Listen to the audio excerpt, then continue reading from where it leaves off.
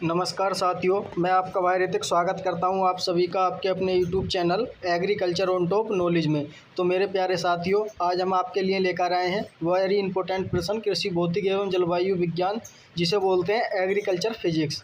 इस वीडियो के अंदर हम दोस्तों कितने 15 प्रश्न देखने वाले हैं। ठीक है, कितने 15 यानी कि 15 बहुविकल्पीय प्रश्न देखने वाले हैं जो आपके एग्जाम में क्या पूछे जाने की संभावना है।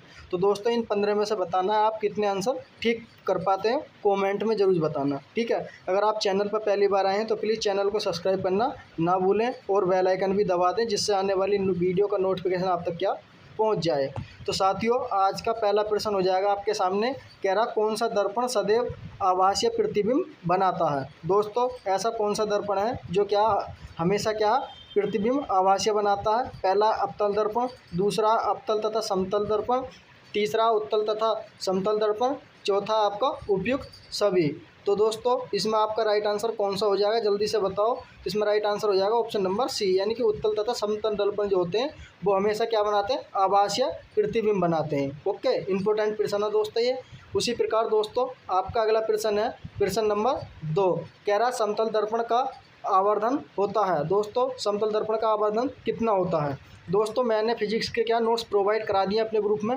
अगर जिस किसी भाई को जुड़ना है तो आप प्लीज़ मुझे मैसेज कर सकते हैं व्हाट्सएप नंबर पर। पहला ऑप्शन है अनंत पर, दूसरा ऑप्शन है -1, तीसरा ऑप्शन है सी 1 और चौथा ऑप्शन है 0। तो इसका राइट आंसर हो जाएगा ऑप्शन नंबर सी, यानी कि 1 पर क्या है, समतल दर्पण का आवर्धन होता है। ओके दोस्तों, ग्रुप में जुड़ना है तो आप 95 28 63 90 99 पर भी मैसेज करें जल्दी से जल्दी, वहाँ आपको क्या सारे नोट्स मिल जाएंगे। ओके, उसी प्रकार दोस्तों आपके सामने अगला प्रश्न है प्रश्न नंबर 3। कह रहा नेत्र लेंस होते हैं। दोस्तों हमारे अंदर जो नेत्र में लेंस होते हैं वो किस प्रकार के लेंस होते हैं। आपके सामने 4 ऑप्शन है, इनमें से बताना। पहला अपसारी, दूसरा दोस्तों आपके सामने ऑप्शन हो जाएगा अपसारी और अभासारी, तीसरा हो जाएगा अपसारी, चौथा हो जाएगा कोई नहीं। तो दोस्तों नेत्र जो होते हैं हमारे लेंस वो किस प्रकार के होते हैं, इसमें आपका राइट आंसर हो जाएगा ऑप्शन नंबर सी, यानी कि अभिसारी। कैसे होते हैं दोस्तों, अभिसारी होते हैं, यानी कि कौन सा उत्तल लेंस क्या है हमारे नेत्र के अंदर होता है। उसी प्रकार दोस्तों आपका अगला प्रश्न है प्रश्न नंबर 4। इंपॉर्टेंट है दोस्तों ये भी। कह रहा संवेग परिवर्तन के बराबर होता है। दोस्तों संवेग जो है परिवर्तन किसके बराबर होता है। आपके सामने 4 ऑप्शन है, इन 4 ऑप्शन में से क्या बताना है। ओके, पहला ऑप्शन होगा दोस्तों आपके सामने है बल, दूसरा ऑप्शन हो जाएगा ऊर्जा, तीसरा ऑप्शन हो जाएगा दोस्तों आपका गतिज ऊर्जा, चौथा ऑप्शन हो जाएगा आवेग। तो दोस्तों इन 4 ऑप्शन में से जल्दी से बताओ इसका राइट आंसर क्या होगा। तो इसमें दोस्तों आपका राइट आंसर हो जाएगा ऑप्शन नंबर डी, यानी कि संवेग जो है किसके परिवर्तन के बराबर होता है, आवेग के।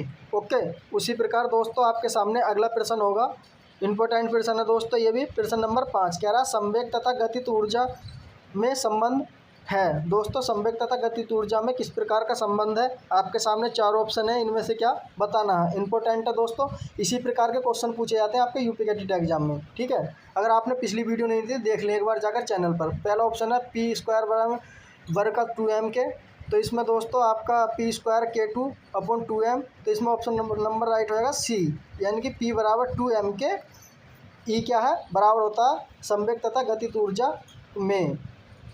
ओके, उसी प्रकार दोस्तों आपके सामने अगला प्रश्न होगा।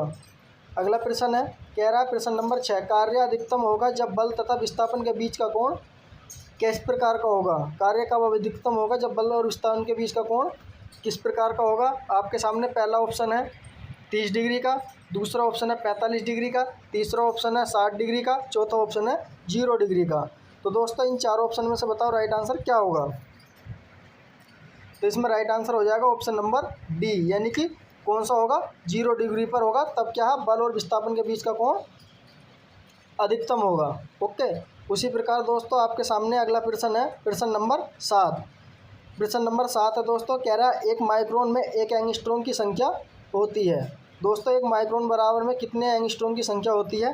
आपके सामने 4 ऑप्शन है, इनमें से क्या बताना है। पहला ऑप्शन हो जाएगा आपका दोस्तों 10⁻⁻4, दूसरा होगा 10⁻4, तीसरा होगा 10⁻⁻6, चौथा हो जाएगा 10⁻6।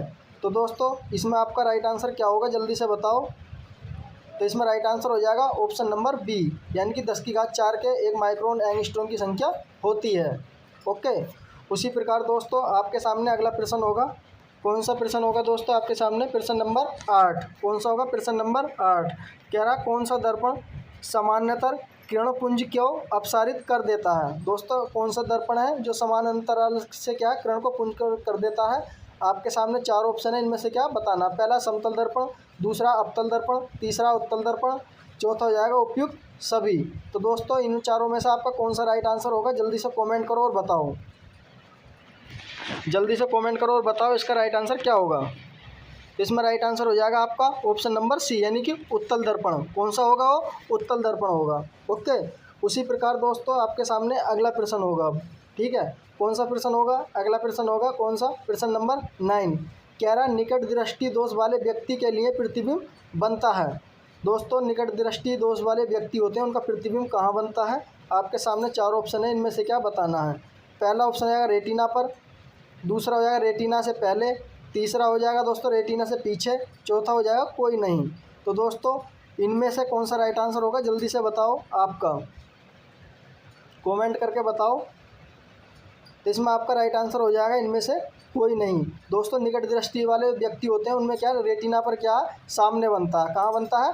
सामने बनता है। ओके, उसी प्रकार दोस्तों आपके सामने अगला प्रश्न है प्रश्न नंबर 10। प्रश्न नंबर 10 है कह रहा है स्थायी संतुलन के लिए क्या जरूरी है? दोस्तों आपके सामने 4 ऑप्शन है, इन 4 ऑप्शन में से क्या बताना है? और इसका उत्तर जो दोस्तों आप मुझे कमेंट करके बताएं। ठीक है, कह रहा वस्तु का आधार छोटा होगा तब, वस्तु का गुरुत्व केंद्र नीचे होगा तब, या ऑप्शन नंबर सी वस्तु का आधार बड़ा होगा तब, या ऑप्शन नंबर डी 1 और दोनों। तो दोस्तों इसका आंसर मुझे प्लीज़ एक कमेंट में बताना, आपके लिए क्या है? होमवर्क है।